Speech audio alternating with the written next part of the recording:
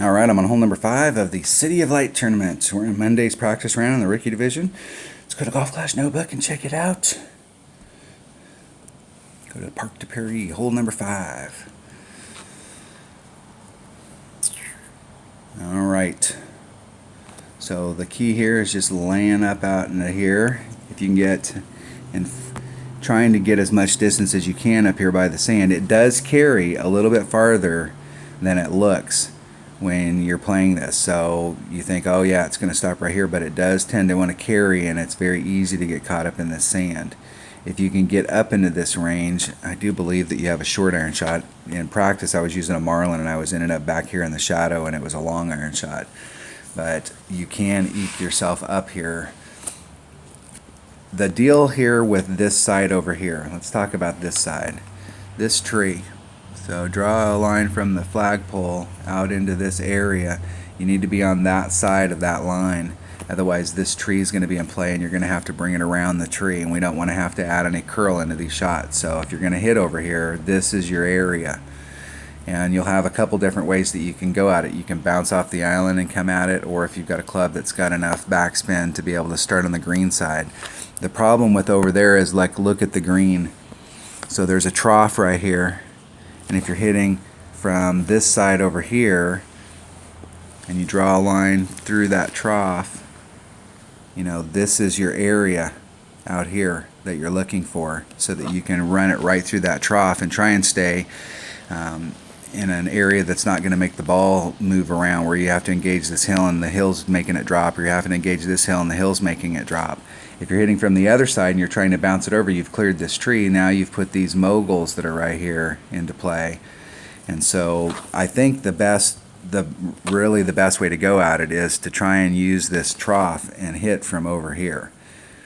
But if you can't get it done over here, you do have a shot, but you've got to get past these shadows and you've got to get into that tip area to get clear of that tree.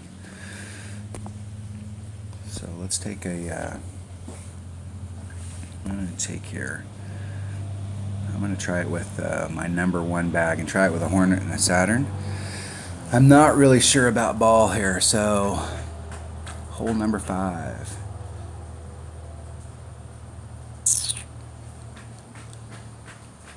I think the easiest way to get up there, so my notes, I've got Extra Mile, Kingmaker, or Titan.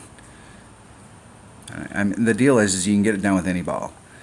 The whole thing about bringing a bigger ball is that when you're down in this zone, if you bring a 3-power ball, so let's say you hit, there's a line out here somewhere, and I'm not sure where it is, but let's say this is the line to get up here with your short iron versus your long iron. So this is long iron, and this is short iron. And you're right on that transition, and you bring a Marlin, and you could get up here with a Marlin. Your Marlin may put you in your long iron just because of where your red lines are at. Whereas if you hit on that line and you got a 3-power ball, now you're hitting it with your short iron. So a bigger ball is going to put you more into your short iron club on the second shot, and we want to try and take this with our short iron instead of our long iron. So I'm going to bring a Titan just because I have a bunch of them. We'll practice with that. Alright, here we go. Hole number 5.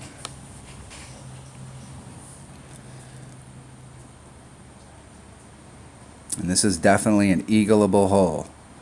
Put yourself in the right spot. This is definitely a hole that you can get an eagle on.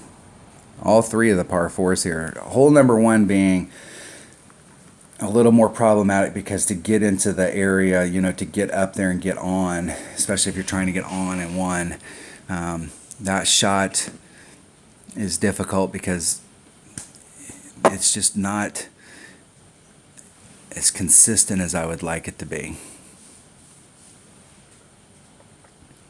You like to work these shots out so that it's the sure thing. And hole number 1 is not, even if you've done really well on it, it's not like a sure thing where you get the shot. Come on, Darren.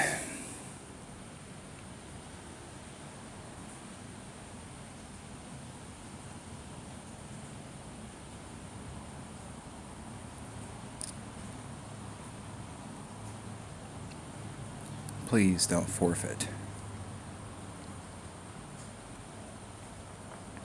They're going to have a rough time. Well, they can use that little island.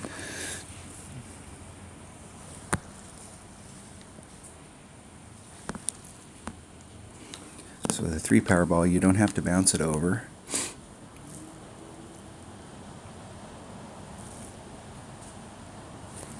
Put a couple backspin on it. And this is going to be one of those holes I'm going to have to work as the week goes on. Now you can see where I usually like to give myself 2 rings so that if I hit a grate to the left or the right, I've given myself a little bit of room there, and here that landing zone is pretty tight. Put a little bit of right hand curl just to bring it to the opener part of the fairway. Hitting a grate to the right. Let's see if I clip that rough.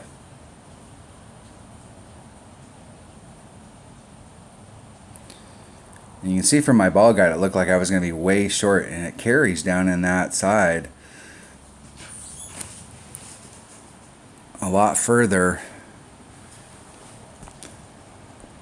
Thanks. Getting a hole.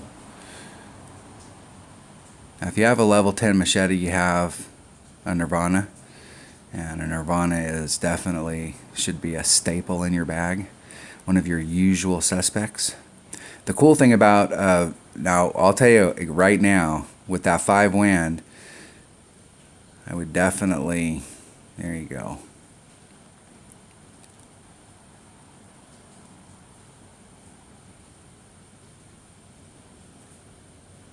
Nice.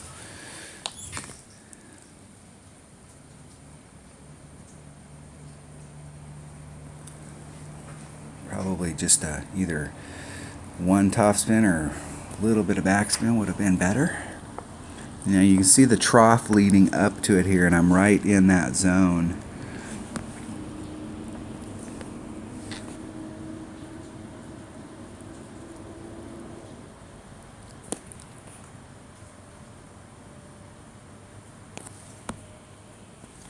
Go right at it.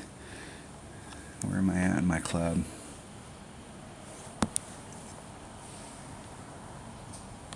There's minimum, so I'm about mid.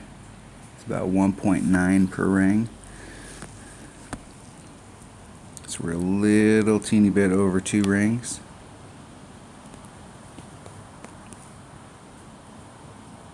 Hitting it great to the left.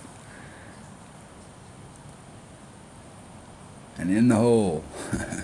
And I have found before that this hole right here, there must be some kind of an adjustment that we need to make, because I've been on this hole before where I've hit that shot great to the left and ended up in the hole, and I've hit it perfect and it ends up to the right. So there's either I made a bad wind adjustment there, or there's an adjustment that we need to do where we need to add on a little bit of wind. I'll have to go back and watch that video, and once again, filming yourself when you're playing so that you can go back and see, you know, like right there, to me that's a failure, because I was aimed right at the hole. I hit a great to the left. I should have been great to the left. So if I was playing in a tournament and I make that shot, I would be happy that I made that shot, but I really want to go back and watch that video and find out what I did wrong, because whenever I hit a great to the left or I hit a great to the right, it should go great to the left or great to the right. The only shot that should go in is perfect. And so something, I did not do some adjustment there. That was a failure on my part, one way or the other, because it's going to be hard for me to go back and go, hey, now you're going, well, I don't really want to hit this one perfect. I want to hit this one great to the left. We want to work it out so that when we hit perfect, the ball goes in the hole.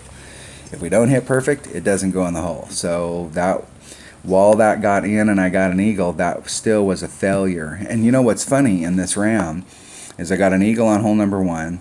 I purposely missed my putt on 2. I got an albie on hole number 3. I purposely missed my putt on hole number 4.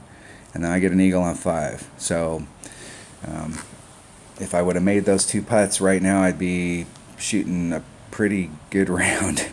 And it's almost making me, I'm still 1 shot up of the -12 that we're looking for in this round. So I'm still 1 shot up. So I'm almost undecided on whether or not I should just play serious for the rest of the holes and just qualify today. All right, that was hole number 5 of Parc de Paris. It's the City of Light tournament. Thanks for watching.